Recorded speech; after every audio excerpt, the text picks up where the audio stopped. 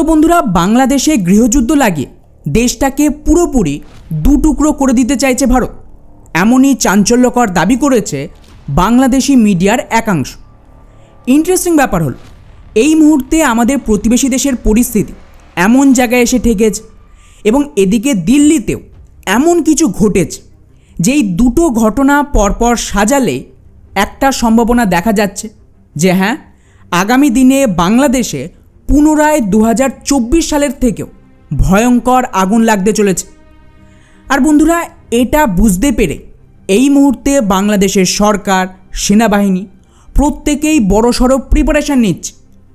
এমনকি এই খবরটা দেখুন, বাংলাদেশের জাতীয় পার্টির মহাসচিব শামীম হায়দারের দাবি অনুযায়ী এই মুহূর্তে দেশে গৃহযুদ্ধের আশঙ্কায় সরকার চুপ মেরে গেছে এবং ওখানকার সেনাবাহিনীকেও প্রস্তুত রাখা হচ্ছে যদি প্রয়োজন পড়ে গ্রাউন্ডে ফোর্স নামানোর জন্য।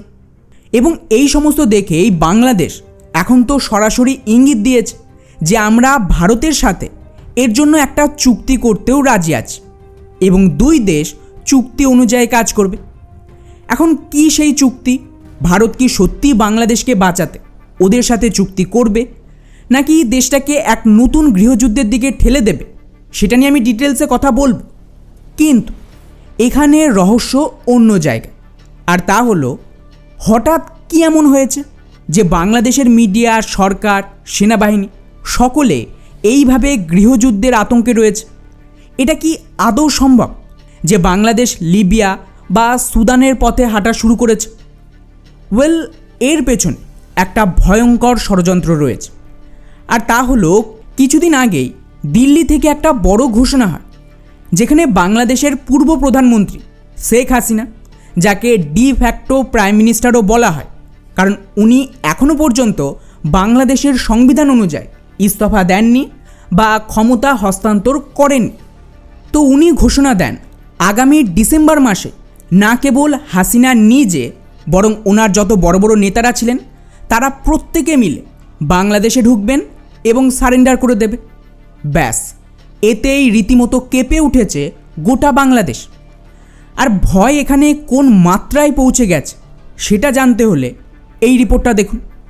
এটা গত বছর নভেম্বর মাসে, যেখানে বাংলাদেশের ভারত বিরোধী এই জিহাদি পার্টি জামাতে ইসলাম দাবি করেছিল যে ভারত যেন এক্ষুনি হাসিনাকে ফেরত দিয়ে দেয়। এখন আশ্চর্যের বিষয় হল, একা জামাত নয়, বিএনপি থেকে শুরু করে সকলেই সেম দাবি করেছিল। কিন্তু যেই দিল্লি থেকে ঘোষণা হলো যে ঠিক আছে, এখন হাসিনা নিজেই দেশে ফিরে যাবে, ব্যাস এরা সকলেই এখন তো পাল্টি খাচ্ছে এবং ভারতের সাথে কিছু গোপন চুক্তি করতে চাইছে যাতে এর ফলে বাংলাদেশে যে ভয়ঙ্কর ঝড় উঠবে তাকে ঠেকানো যায়। কীরকম? তো বাংলাদেশের মিডিয়া এর ওপরে একটা রিপোর্ট পাবলিশ করেছে যেখানে ওরা দাবি করছে শেখ হাসিনা ফিরলেও বিএনপি আর জামাত ওনাকে ফেরাতে চাইছেন। আর শুধু ওদের পলিটিক্যাল পার্টি নয়, বাংলাদেশে যে চিফ প্রসিকিউটর আছেন মোহাম্মদ আমিনুল ইসলাম, যিনি ইন্টারন্যাশনাল ক্রাইম ট্রাইব্যুনালে হাসিনার বিরুদ্ধে না কেবল এই জুলাই আন্দোলন বরং 2013 সালের হত্যা মামলাও লড়ছে। তো উনি এতদিন তো ডায়লগ দিচ্ছিলেন যে ভারত হাসিনাকে লুকিয়ে রেখেছে, কিন্তু তাও আমরা হাসিনাকে ফিরিয়ে এনে তার ফাঁসি দেবই। সেই ব্যক্তি এখন হঠাৎ করে 180 ডিগ্রি পাল্টি খেয়ে এমনটা দাবি করছে যে আগে ভারত আর বাংলাদেশের মধ্যে একটা বাইলেট্রাল চুক্তি হবে আর তারপর হাসিনা দেশে ফিরতে পারে। কি আশ্চর্যের বিষয় ভাবুন তো, এটা বাংলাদেশের ইন্টারনাল ম্যাটার। ওরা নিজেদের এক্স প্রাইম মিনিস্টারের সাথে কি করবে, নিজের দেশে কে ক্ষমতায় থাকবে, সেই সমস্ত ওরা বুঝবে। এখানে ভারতের সাথে আলাদাভাবে চুক্তির কি প্রয়োজন? ওরা এখানে ভারতকে কেন টানছে নিজেদের ইন্টারনাল ম্যাটারে? কারণ খুবই সিম্পল, মিডিয়ার সামনে ডায়লগ দেওয়া আর অ্যাকচুয়ালি মাঠে নেমে লড়াই করা দুটো আলাদা বিষয়। ওরা খুব ভালোভাবেই জানে হাসিনা এমনি এমনি ফিরছে না, আর তার সাথেই ভারতও নিজেদের থাবা বসানোর পরিকল্পনা করছে গোটা বাংলাদেশের ওপর। কারণ ভারত চাইলে বাংলাদেশকে ডিস্ট্রয় করা কোনো বড় ব্যাপার নয়। গত ভিডিওতে আপনাদের তো অলরেডি পুরো ডিটেলসে জানিয়েছি কিভাবে পাকিস্তানের আর্মি সাপোর্টিভ একটা ইউনিভার্সিটি রিপোর্ট পেশ করেছে যে ভারত এখন চাণক্য স্টাইলে পাকিস্তানে ভাঙন শুরু করে দিয়েছে। আর পিওকে ও বালুচিস্তানে কী আগুন জ্বলছে সেটা বলার অপেক্ষা রাখেন। তো পাকিস্তানে যদি ভারত এই সমস্ত করতে পারে, সেখানে বাংলাদেশ তো চুনোপুটি, তাই নয় কি? আর এটা দেখেই ওরা ভয় পেয়ে গেছে, এবং কী পরিমাণ ভয় পেয়েছে জাস্ট দেখুন। এরা এতদিন আমাদের 7 সিস্টার দখল করতে চাইছিল, কিন্তু এখন সেই জামাত কি বলছে? জামাত বলছে ভারতের হাসিনাকে ফেরানো একটা ভয়ঙ্কর কনস্পিরেসি। এবং বিবিসিকে দেওয়া ইন্টারভিউতে জামাতের সেক্রেটারি মিয়া গোলামের দাবি বাংলাদেশে ভয়ঙ্কর কিছু ঘটতে পারে, আর তার জন্য এখানে প্রিপারেশন চলছে। এবং এই কারণে আমরা এখনই হাসিনাকে নিয়ে কোনো বয়ান দেব না, আগে এ বিষয়ে বিস্তারিত জানতে হবে, তারপরেই আমরা কিছু করব। অন্যদিকে বিএনপিরও সুর নরম হয়ে গেছে। ওরা বলছে যে যা হবে সেটা কোর্ট দেখবে, আইন দেখবে, আমরা কিছু বলবো না। আর শুধু তাই নয়, সরকারিভাবেও খেয়াল করেন, বাংলাদেশের বর্তমান সরকার দিল্লির হাসিনাকে ফেরানো নিয়ে কোনো রকম কথা বলতেই রাজি হচ্ছেন। ফলে এই সমস্ত কিছু দেখে প্রশ্ন জাগাটা স্বাভাবিক যে তাহলে সত্যিই কি বাংলাদেশের ভেতরে বড়সড় কোনো গৃহযুদ্ধ শুরু হতে পারে? আর সেই ভয়ে এখন বাংলাদেশের চিফ প্রসিকিউটর ভারতের সাথে চুক্তি করার একটা সিগন্যাল দিচ্ছে। কিন্তু কি সেই চুক্তি?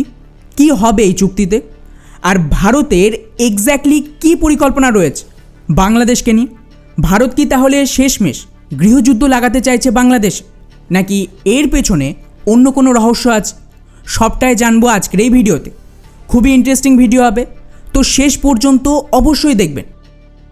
তো বন্ধুরা, বাংলাদেশে ভারত এক্স্যাক্টলি কী করতে চাইছে সেটা বুঝতে হলে আগে আমাদের এটা জানতে হবে যে বাংলাদেশ থেকে ভারতের কী চায়, আমাদের উদ্দেশ্যটা কী, সেটা পরিষ্কার হলেই বাকি রহস্য এমনিতেই বেরিয়ে আসবে। তো ভারতের ডিমান্ড 3টে।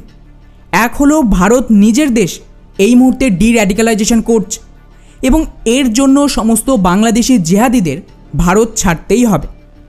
2 হলো বাংলাদেশের ডির্যাডিক্যালাইজেশন করা, যাতে রিজিয়নে স্টেবিলিটি আসে আর আতঙ্কবাদ পার্মানেন্ট শেষ হয়। আর 3 হলো মাল্টিপোলার ওয়ার্ল্ড তৈরি হচ্ছে। এক্ষেত্রে ভারতীয় সাবকন্টিনেন্ট আর আশেপাশের রিজিয়ন ভারতের সিঙ্গেল ডমিনেন্স তৈরি করে।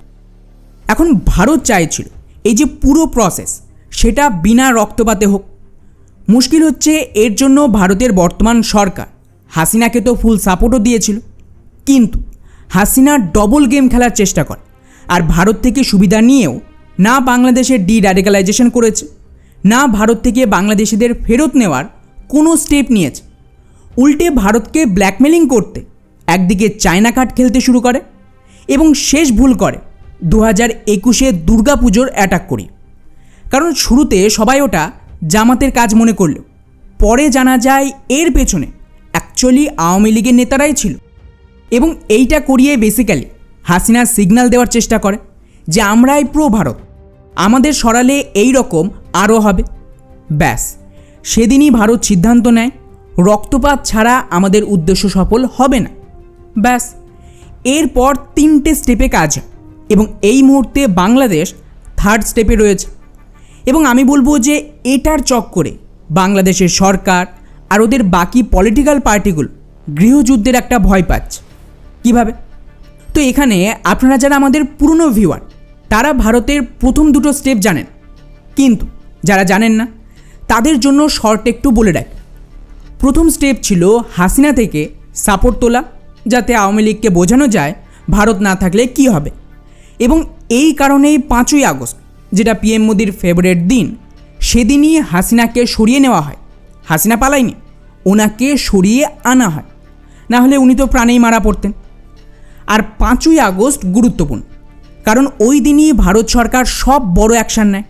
তা সে রাম মন্দির, কাশ্মীরে 370 ধারা হাঁটানো, চন্দ্রযানের অরবিটে প্রবেশ, বা গালফের সাথে নেগোসিয়েশন শুরু করে যাতে ডির্যাডিক্যালাইজেশনের রাস্তা খোলে।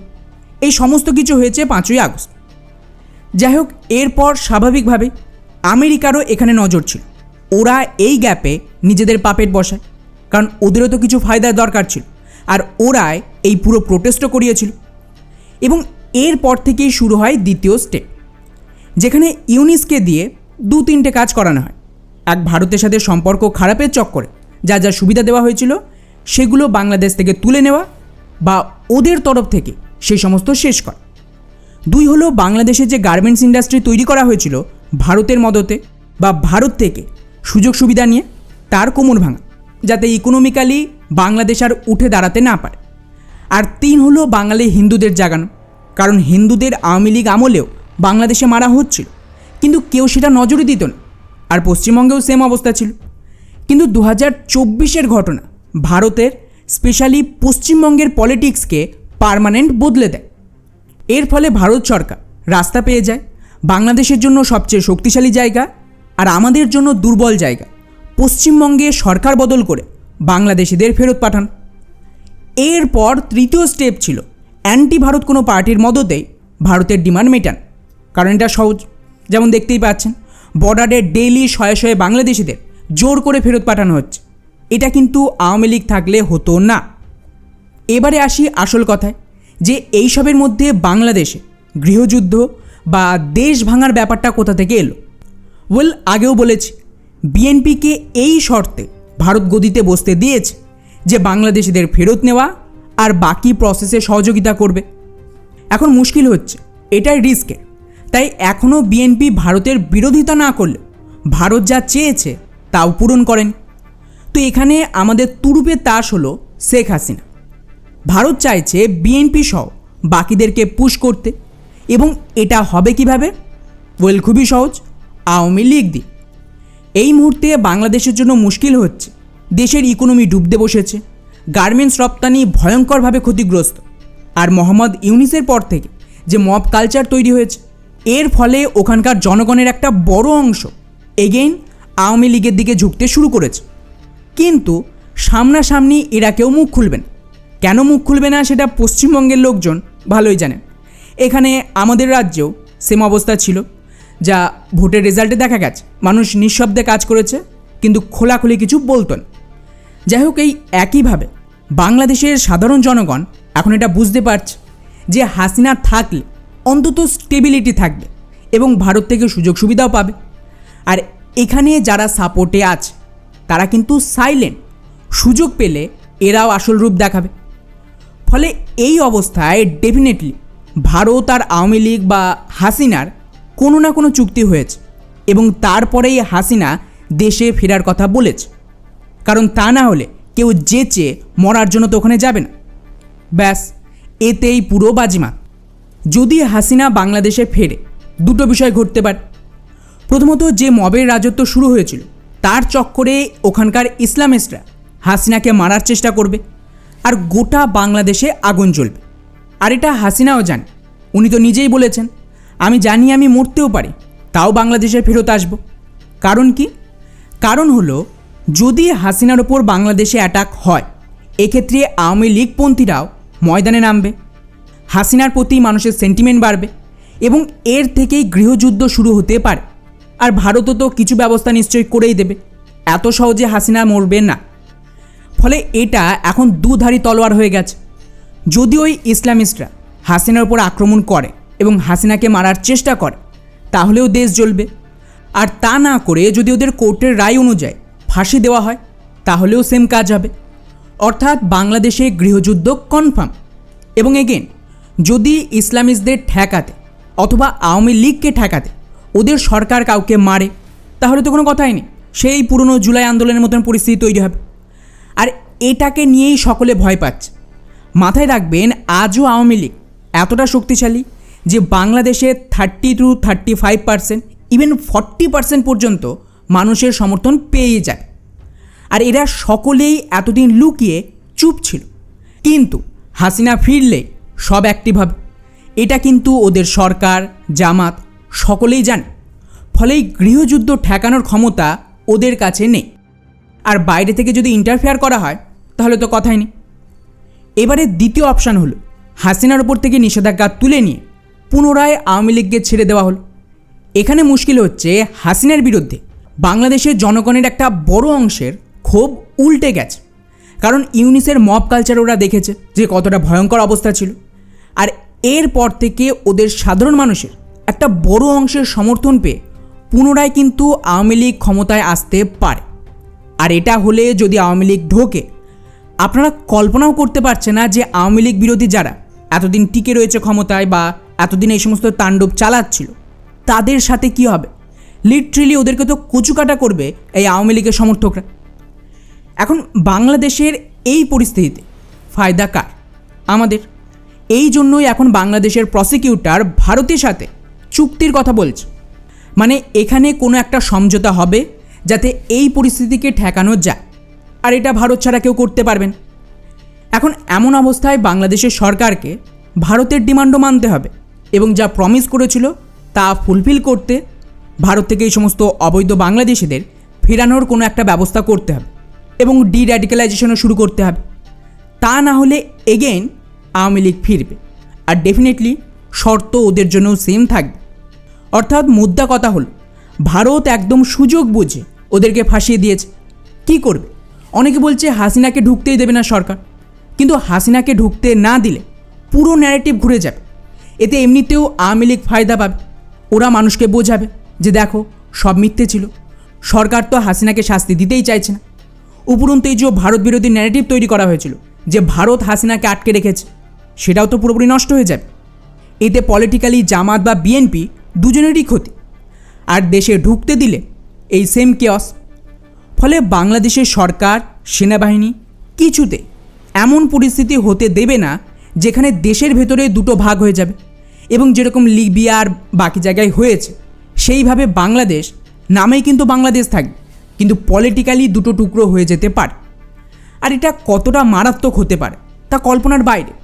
বিশ্বে বহু দেশে আগে এই সমস্ত হয়েছে, তার এক্সাম্পল মজুদ আছে, এবং এই ধরনের কিছু বাংলাদেশের ভেতরে করা হোক এমনটা বাংলাদেশের সরকার চাইবেন না।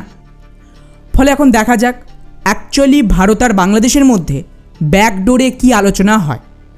যদি বিএনপি শর্ত অনুযায়ী অ্যাকশান নেয় তো হতে পারে হাসিনাকে ভারত আটকে দিল, আর তা না হলে দ্বিতীয় অপশান, চুক্তি সাপেক্ষে হাসিনার সুরক্ষা নিশ্চিত করে বাংলাদেশে ওনার এন্ট্রি হবে।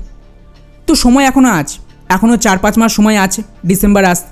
তো দেখা যাক ভারত আর বাংলাদেশের কোনো চুক্তি হয় কি না, আর শেষ পর্যন্ত বাংলাদেশের সরকার, আওয়ামী লীগ আর ভারত কী সিদ্ধান্তে আসে।